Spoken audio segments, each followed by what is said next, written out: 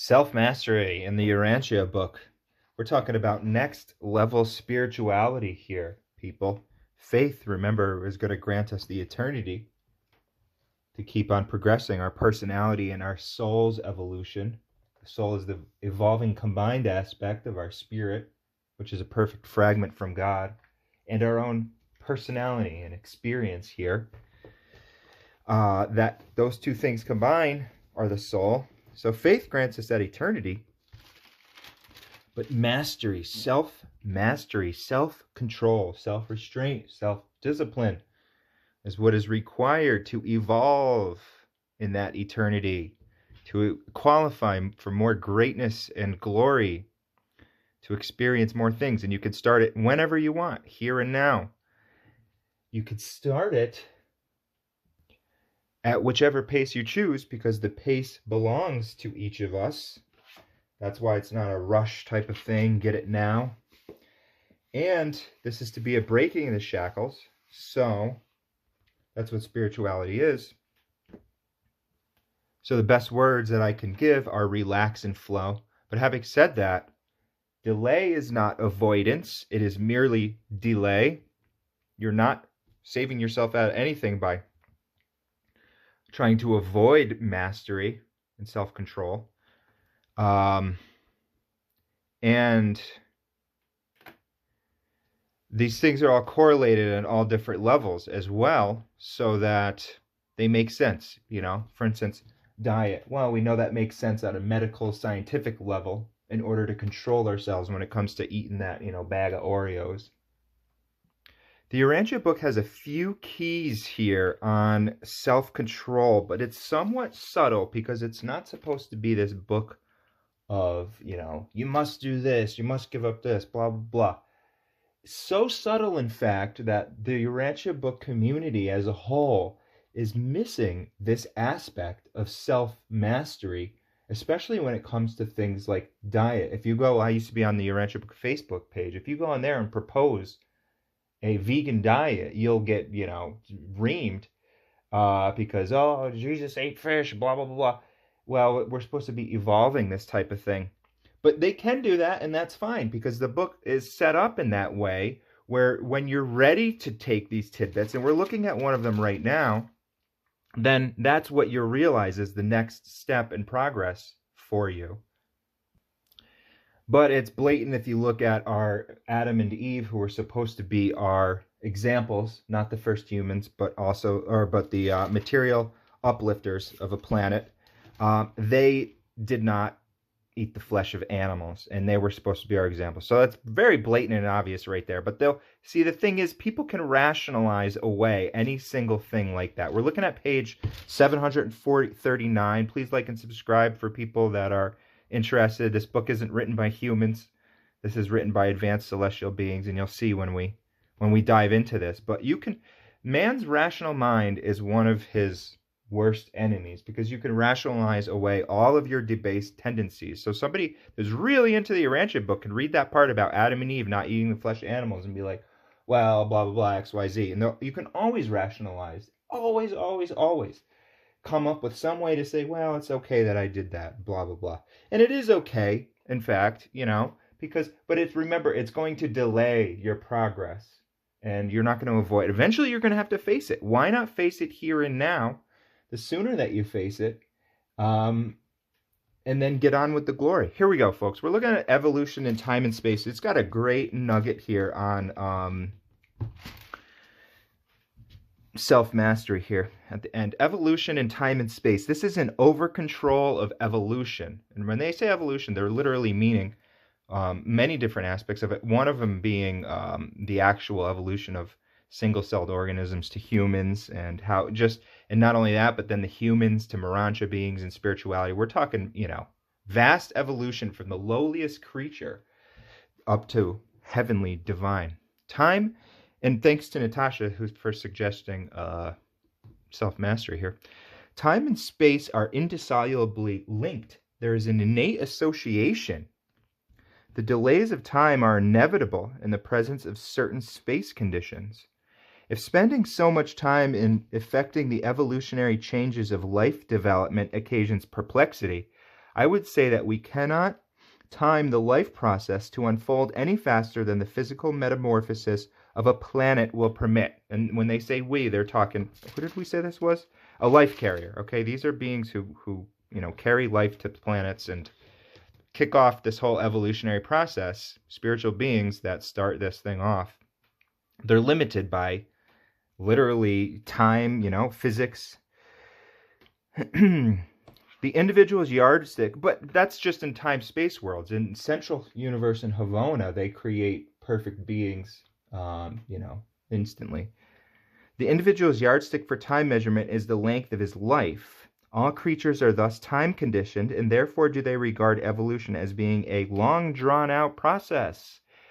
To those of us whose lifespan is not limited by temporal existence, evolution does not seem to be such a protracted transaction.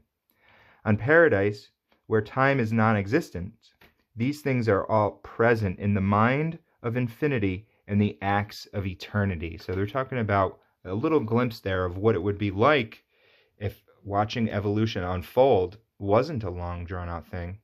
Because you've seen it happen on millions of other planets. You're ancient beings here. We can't even grasp, because we can only grasp the yardstick for our individual life. As mind evolution is dependent on and delayed by the slow development on physical conditions, so spiritual progress is dependent on mental expansion. Underline that. So if your mind's scattered, if you're going up and down with substances and that sort of thing, and unfailingly delayed by intellectual retardation. But this does not mean that spiritual evolution is dependent on education, culture, or wisdom. Well, how so? The soul may evolve regardless of mental culture, but not in the absence of mental capacity and desire, the choice of survival, and the decision to achieve ever-increasing perfection, to do the will of the Father in heaven. Although survival may not depend on the possession of knowledge and wisdom, progression most certainly does. That is such a huge chapter right there, or paragraph. Okay, the soul may evolve regardless of culture. So, you're looking, maybe some person wasn't born with the greatest education and that sort of thing, but they really have this burning heart's desire to be a perfected being and to follow God, and they have seen through the veil. They will eventually progress. And they will attain that wisdom. Eventually, they'll be in the chance where they will have the best education in the universe available to them, because there is no arbitrary favors. On Earth there is. But then in the universe progression, your favors are based on your own attitudes. The cosmic evolutionary laboratories, mind is always dominant over matter. So your thoughts are creative. Guard your thoughts. What are you letting them create? We know that. That's kind of a new agey thing, all that manifestation. But even like a Joe Dispenza, look him up. And these people are understanding that your mind is, and this is, quantum, I should say. This is kind of like this quantum link that they're trying to make between, taking it out of the realms of science and saying we're creating more than we actually realize. I guess it would still be in the realms of science, but you know what I mean. And spirit is ever correlated with mind. Failure of these diverse endowments to synchronize and coordinate may cause time delays, but if the individual really knows God, you, and desires to find him, you, and become like him, you, then survival is assured regardless of the handicaps of time. You see that? That's what Jesus taught. If you really desire to know that, and that's Jesus just called it faith. A relationship. We're creatures created by a creator, meant to have a relationship with that creator. There's no other way to solve the problems on an individual or a collective level unless you're relating to the creator. It's just impossible. That's never going to happen. You can come with 1,000,001 political systems or whatever you want, fancy philosophies. isn't Buddhism was one. Buddhism was the best human philosophy that has ever occurred on this planet, but it was a godless philosophy. So it can only go so far. It can only solve so many of the world's problems. And then you're going to have to come up with, relating to that creator, desiring to find him, become like him. And don't get thrown off by the word him. I feel like I have to say it all the time because I hear people say that they care about. Call it her. Physical status may handicap mind, but whatever you call it, make sure it's a personality though. If it's just call it, the wind or something like that, then you're not relating. How are you relating to the wind? You might be feeling an experience, but not like you're relating to a loving parent. Then survival is assured regardless of the handicap. Physical status may handicap mind, and mental perversity may delay spiritual attainment. See, look at the procedure here. It's all about the procedure. Physical status. What would be your physical status may handicap mind. That could be because you're having chemicals course through your body that you are deciding should be in there when they really shouldn't. Drugs, alcohol, food is a drug, addictive coffee, that sort of stuff. And this isn't coming from somebody who is not going through these things. But I mean, I'm currently working on it.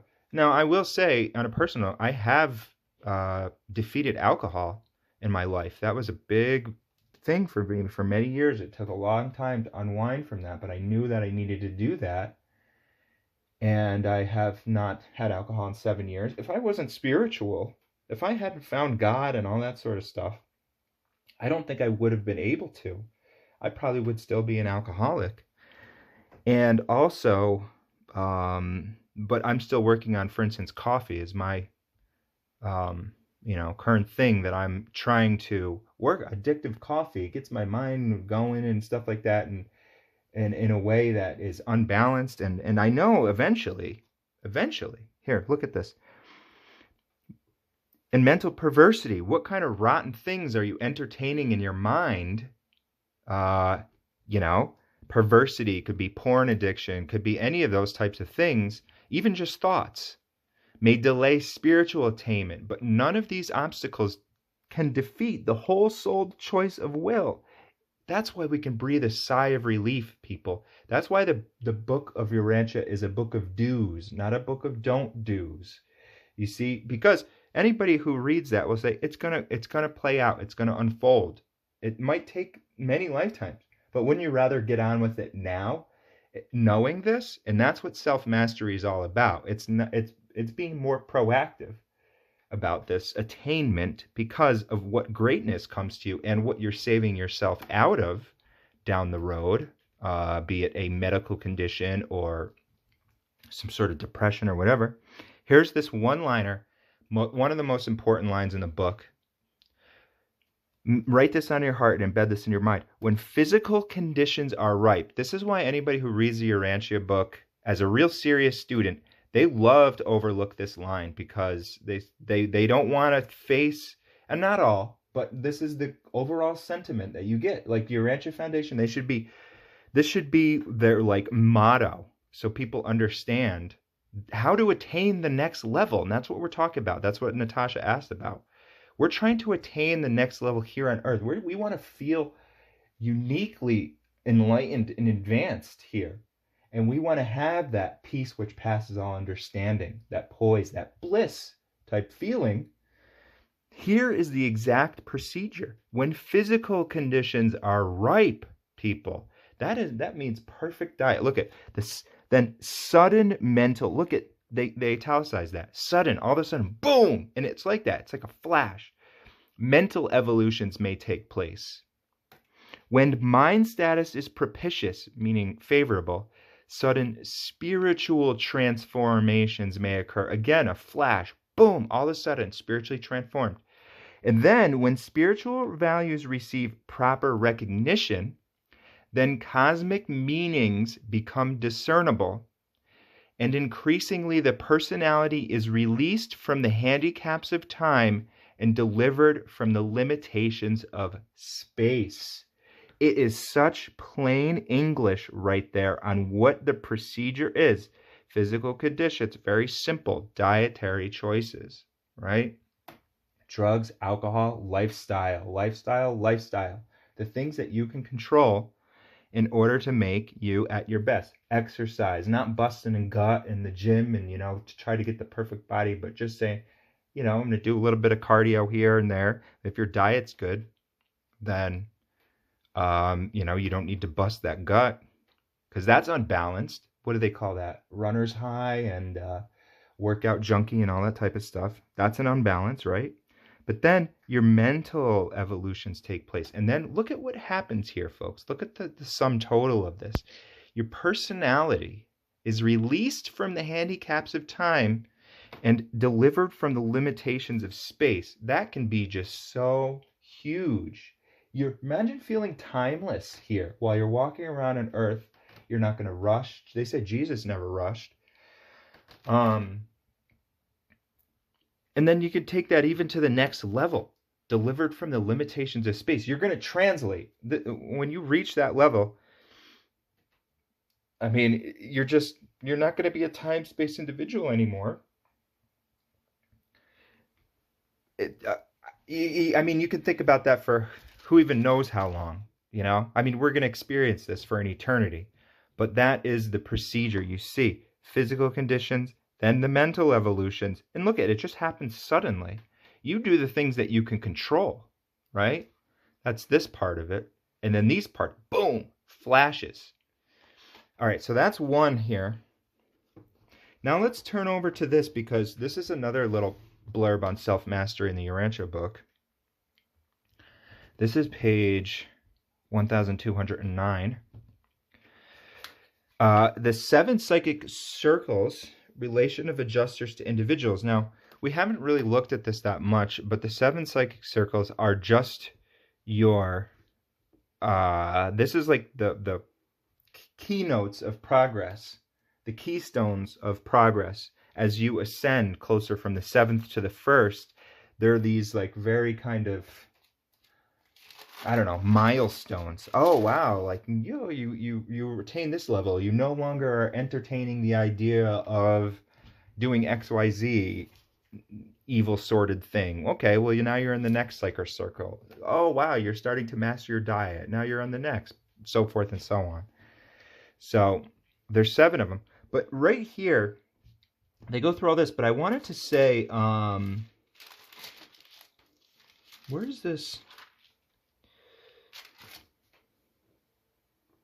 There's a part here. Okay, so this is why the procedure has to be with the physical condition. Somebody said, well, somebody may say, can I just, skip the first 2 steps and go straight for the spiritual? Why mess around with diet? Everything's spiritual anyways. Why can't I just, skip that? But look at this. Where does this say this? Okay, here. When the development of the intellectual nature proceeds faster than that of the spiritual, such a situation renders communication with the thought adjuster both difficult and dangerous. So if you're so intellectual and you get a glimpse of this, you might become like an Elon Musk and try to populate Mars or something like that, right? And he's got a lot of ideas, but he doesn't have ideals, because if he had ideals, he would say, well, let's help the people out here first before we go helping out the Martians. Likewise, over spiritual development. Now we see this a lot here, people. We've seen this a lot. Over spiritual development tends to produce a fanatical and perverted interpretation of the spirit leadings of the divine indweller. See, you're going to get fanatical if you don't have that mind where it needs to be, in those physicals where it needs to be. Lack of spiritual capacity makes it very difficult to transmit to such a material intellect the spiritual truth resident in the higher superconsciousness. So as it's saying, if you're getting spiritual truth, but you're not developed, you won't know what to do with it. You're going to go off and, ask that your neighbor crucify you because you're the next Christ. and it's some sort of whacked out thing. We want to be balanced in this, and then in that way, they'll give. Now look at here's the key. This is another one. Write this, one of the most important lines in the book. Write this on your heart, embed this in the mind. It is to the mind of perfect poise, housed in a body of clean habits, stabilized neural energies, and balanced chemical function, when the physical, mental, and spiritual powers are in triune harmony of development, that a maximum of light and truth can be imparted with the minimum of temporal danger or risk to the real welfare of such a being. By such a balanced growth does man ascend the circles of planetary progression one by one from the seventh to the first. So you're talking about the maximum of light and truth being imparted. That's what we want. I mean, that's heavenly bliss, light, truth. It's going to help you with all your temporal problems and that sort of stuff of this world when you have that imparted.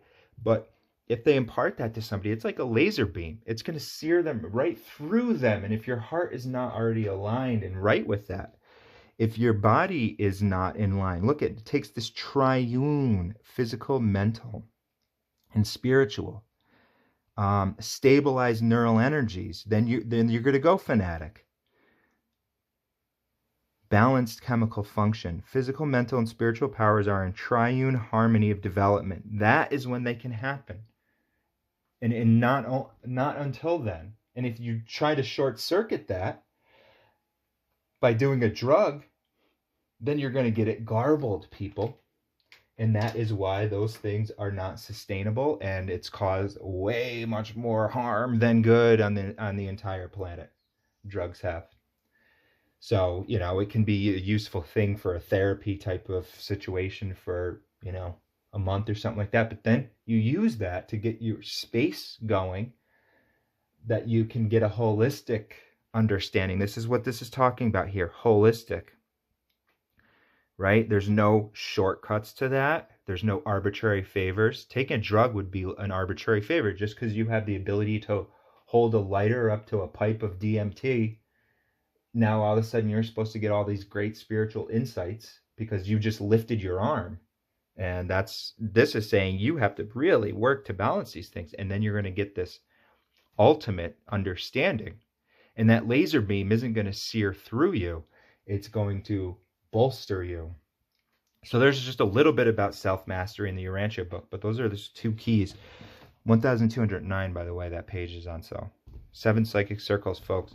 All right, please like and subscribe. Thanks again, everybody that's participating. Community's growing here. It's good to see everybody interested in this, and we'll see you next time.